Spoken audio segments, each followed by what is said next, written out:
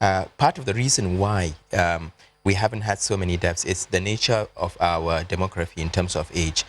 We don't have a lot of elderly people compared to other countries.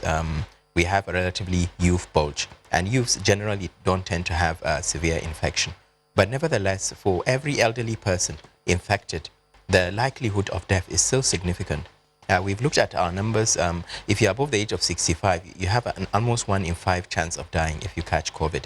And again, I would caution when it comes to the numbers, as you correctly said, we are not testing enough. And we know that even within the PTF, for every single positive we have, we're possibly missing between 7 to 10 cases of COVID-19.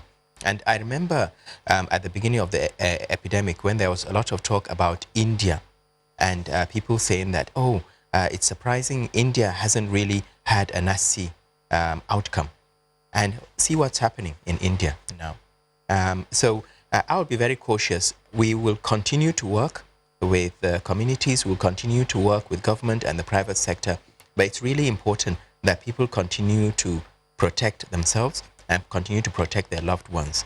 The 3 key non-pharmaceutical interventions that we have pushed through, the use of face masks, for instance, the hand washing, and the maintenance of physical distancing, is crucial if we want to interrupt transmission.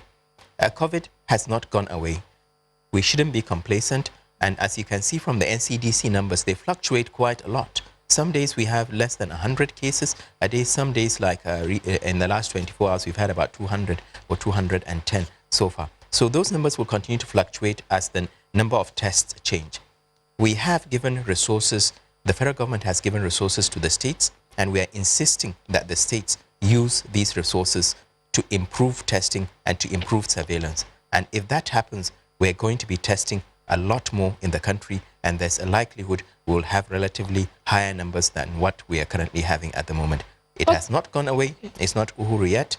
We need to continue to protect ourselves and protect our loved ones, particularly those that are most vulnerable to having severe infection.